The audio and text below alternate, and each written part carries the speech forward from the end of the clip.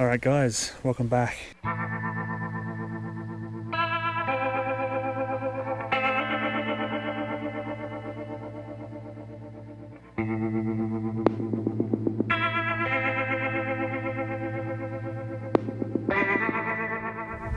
Alright, welcome back, eggers.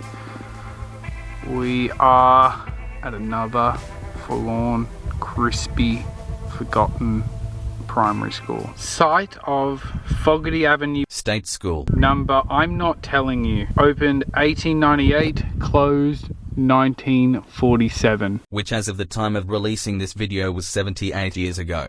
It's crazy to think that this school has been abandoned for longer than it was open.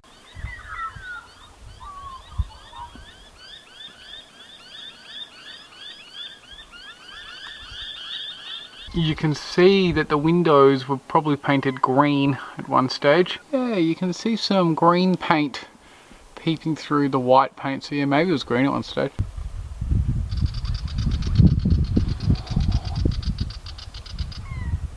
That is a wall-based vent. Sort of looks like maybe a bird has a nest in there. I'm not too sure. That's a floor-based vent.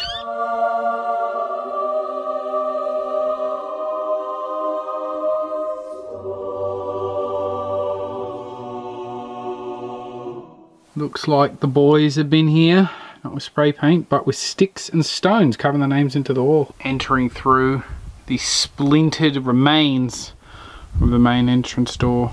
Would have been a happy sight for some and a dreaded sight for others. Alright, coming in to this old primary school. Here's a little foyer area. I'm assuming this is where the bags would have gone. There would have been some type of wooden thing here, so maybe that's where the hooks went. It's a bit high, the two-tonal colour. Still going strong actually. Peeping through the blue paint is some green paint. Bit of a tremendous window here. You can tell it's old, just look at the screws. Dairy. The ceiling seems to be missing in action. At the precipice of the classroom there seems to be some electrical remnants. You can see there's like some other colours on there, but...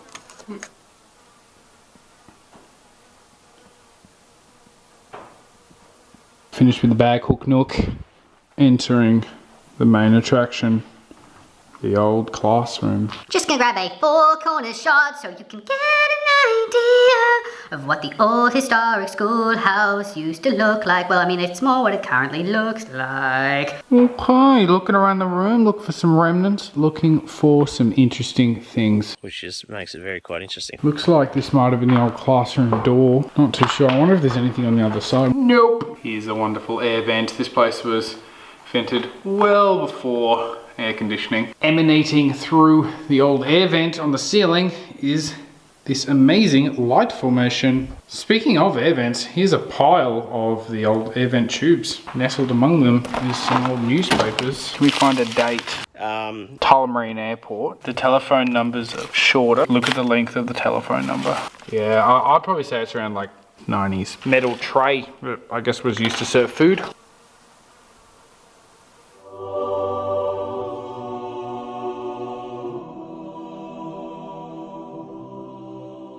I don't know if this place ever had electricity, but I do remember seeing there's remnants near the front door. And if you look closely on the rafters, there's little hooks.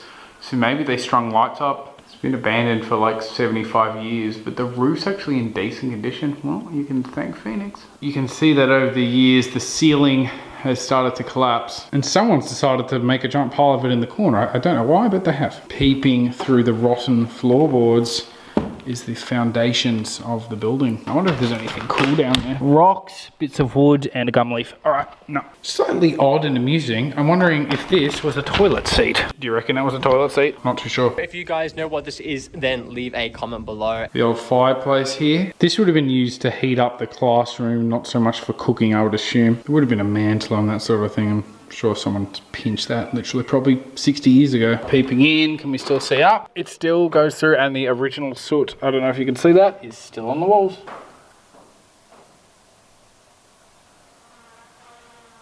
The walls are starting to flake apart. I mean, fair enough, it's almost been abandoned for 75 years. Slightly weird and curious, but you can see above this window there's a semi-recent looking bit of wood that's been painted. I wonder if someone's trying to make sure this place doesn't fall down. On this window you can see the original window opening piece thingy. There's hinges on the bottom and hinges on the top, so maybe the whole thing just opened, I don't know. One thing I do know is that I don't think at a modern school they would be building windows at this height. I guess they wanted to limit distractions for the kids. I don't think there were many distractions with that out the window. The walls would have been green at one stage. Somewhere up here would have been a blackboard. There's pretty much nothing left of it. Some of these older schools have a little stage almost where the teacher would have stand up the front and present to the class. That doesn't look like that's here either. Maybe it never had one. That door there leads to the possible just refreshments room or the possible teacher's house. I'm not really too sure. We'll find out in a sec. But this door leads out. So let's jump out. I'm stopping the video right here. Have you liked the video? Have you subscribed? Good. Let's continue.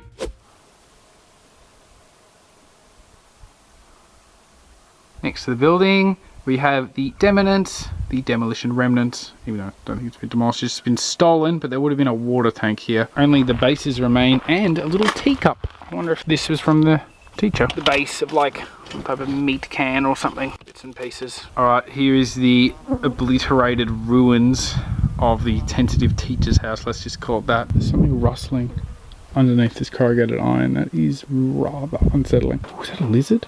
Don't know. Now the reason I keep calling it a teacher's house is because this looks like to be the ruins of a copper. In here there was a massive copper pot and you'd light a fire in here, it would heat up the pot, you would throw your clothes in, detergent or whatever, get a big stick and go, and you would wash your clothes in here and hang it up. There's the base of a water tank there, so I'm wondering if there would have been a little kitchenette next to it. But I guess you would have needed water for the copper, so yeah. But I'm just thinking, why is a teacher that's trying to teach kids washing people's clothes? So that's why I think this could have been a house. Or at least this was here and a house was somewhere else in the grounds, not too sure. As the public education system expanded in Victoria, especially to new or remote settlements, schools often needed a way to house their teachers and their families nearby as cars weren't invented yet. Providing teacher housing became a crucial incentive to attract teachers to less desirable or remote locations.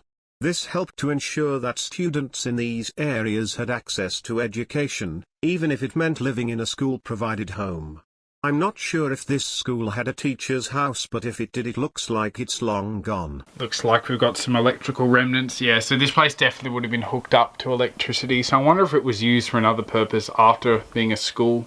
Because, I don't know, I kind of doubt this area getting electricity that fast. Check out these old hinges. Check out this screw. That's not a screw, that's one of the old window openers. Concrete floor here.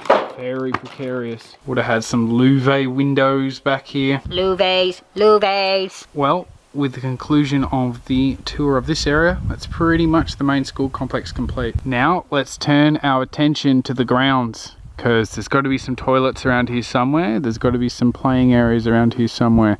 So let's see if we can find them. Pretty much a staple of any rural abandoned primary school is peppercorn trees. At the base of the trees, I think I might have found the ruins of the toilet gutter sort of thing. Oh my gosh, that bit of plastic back there just moved and scared the bejeebies out of me. Looks like we have the remnants of the old waste barrels completely trashed. But, you know, fair enough. That's seriously amazing that they're still here. I know they're in the shape that they are, but wow. There's another rusty remain of a bucket, barrel, don't know what to call it.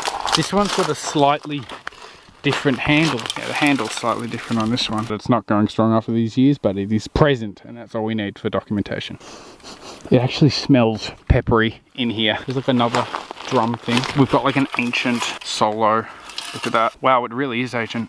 Okay, so cool. Making our way out of the plant-based location past the crispy remains. Got an old bottle here. Just a slurp juice bottle. Another old bottle here. These are just mobile ones. Underneath the tree is just like an ocean of old beer cans. I wonder if someone came here and slurped up back in the day. Now this is nuts. But if you look at the base of the tree, there's like these splintered remains of a waste bucket. So I'm wondering if they grew this in a waste bucket, this massive tree. I don't know if you guys can see that, but it's sort of like lowered, cleared section. It's flattened. As I expected, yeah, I reckon this would have been a sports field. You can see that there's bitumen remains just poking through. This would have been a tennis court or a basketball court or something court back in the day. You can see the very defined earthworks there where the court starts. Somebody lost their axe. Here's the corner of the school. I'm sure there wasn't much of an issue with kids sneaking out to the lolly shop.